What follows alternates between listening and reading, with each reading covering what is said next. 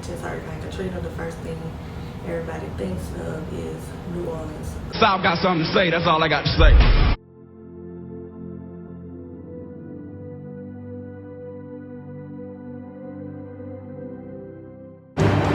It was a storm that hit with such force. On August 28, 2005, that standard was Hurricane Camille, a legendary 1969 storm that devastated the area.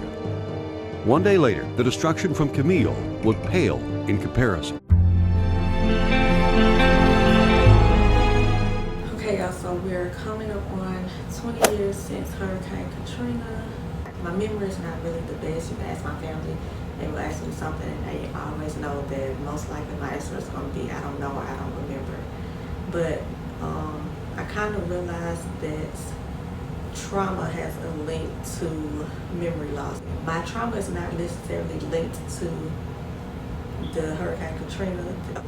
So I'm going to try to recall as much as I can. So for what I do remember, I was 17 years old. New senior in high school. School had just started maybe 2 weeks prior to the date of Hurricane Katrina hitting. And I think at first me and my family were not going to evacuate because if I can recall correctly, there had been, I believe, 2 false alarm storms right before then that they were saying, you know, they're coming this way, they're going to do such and such.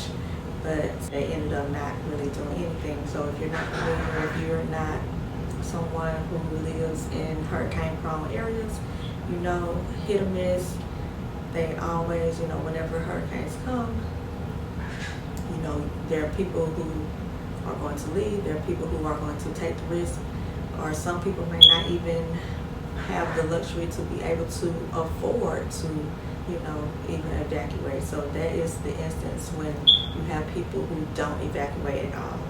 Either they have got tired of, you know, I'm going and nothing happens, so I don't think, you know, it's going to happen this time, then it be something that actually happens, or they may not be able to. So in the instance of me and my family, I believe we were going to stay because it was like a boy who cried wolf type situation. But as, you know, the storm progressed and progressed, I was even watching the news, which is not something that I would normally do. But watching what's going to be happening with Katrina, we're watching it move out toward the west, but then it takes a northerly turn and then up to the northeast. So they're still maintaining that it's going to be going in around Apalachicola. That is until Friday afternoon, August 26th. Katrina's path has changed. The prognosis, not so good for us now. It has shifted back further to the west, and anywhere where we are seeing this yellow, that is, of course, the potential for where this storm could go. So they were hyping the storm up. If you're not familiar, before, I believe it was in 1969, the big storm that came and hit our area was Hurricane Camille. So before Katrina, Hurricane Camille was the biggest storm to ever hit our area. So they were, before Katrina even came about, they were comparing her to Camille and how destructive she was going to be. So I was like, you know, telling my grandma, you know, like, I think we need to leave. So I don't know if she actually listened to me or, you know, she felt it herself between her and my mama. But we eventually ended up leaving, me, my mama, and my brother. At the time, it was us. So we actually ended up evacuating some hours away to actually where we live now. We had family up here, so we came, you know, to stay with them. And so we evacuated. Like I said, it was just a few hours away.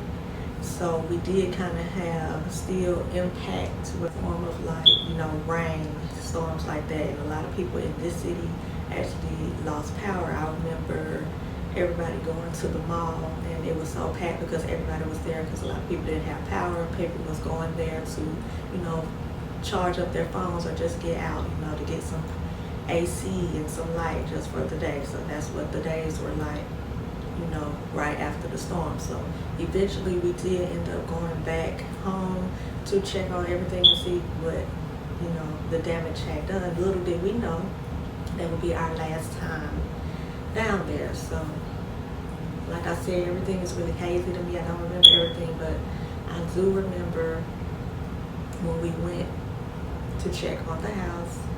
At this time I was living with my grandma. My mom had her own separate house with her and my brother. So when we went to check on my grandma's house, it was still standing, but it had a lot of water damage. And I can remember the water line, I could see it on the wall. It was like, if it wasn't, covering my head, it was like pretty much up to here. And so I can't really remember the status of like my mama's house, or what happened with that, or I don't know how long we ended up staying down there before we actually did come back.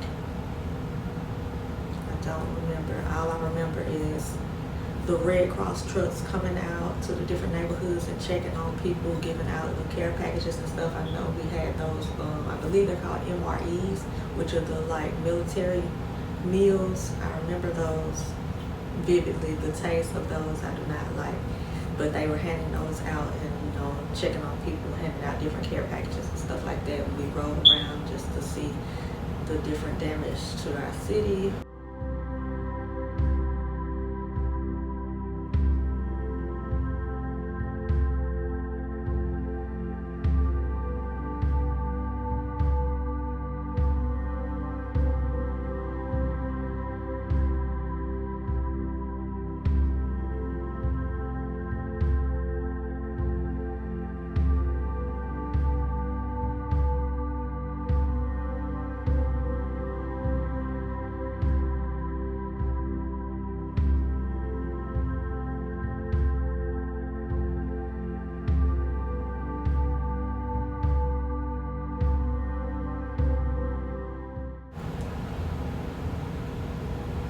Like I said, everything was destroyed and we ended up moving here.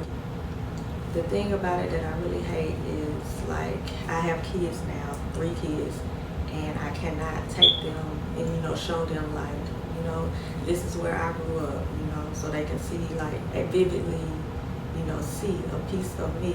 The place that I was born and raised is no longer. So that's, like, something that, that I hated out of this situation. I don't really visit home too much now because I kind of feel like nothing really, is there for me. Right after, I did kind of, keep in touch with a few people here and there, but over the years, as time went on, I kind of lost touch. Everybody has their own life, so I don't really talk too much to really anybody down there.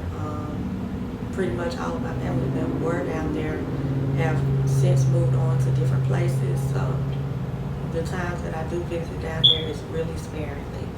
I can't even remember the last time that I did visit. Probably was a year or 2 ago. But it will always be my home. I'm always gonna rep home. That's always gonna be my city. And I know pretty much when somebody mentions Hurricane Katrina, the first thing everybody thinks of is New Orleans, but no, I am not from New Orleans. I am from Gulfport, Mississippi, which is like an hour drive east of New Orleans. New Orleans did get, a lot of destruction, but when it comes to, speaking of Hurricane Katrina, I hate that my city is always, overlooked, not thought about, because in fact, like I said, New Orleans did get a lot of destruction, but their destruction was because the levees broke, but the actual Hurricane Katrina did actually hit my city and tear her up. It's like she came through, chewed her up, and spit her out. So I just wanted to, bring a piece of awareness to my city, where I'm from, and my story, my city, where I'm from, just to put us on the map, because, Hurricane Katrina did affect us all. And 20 years later, this is my story.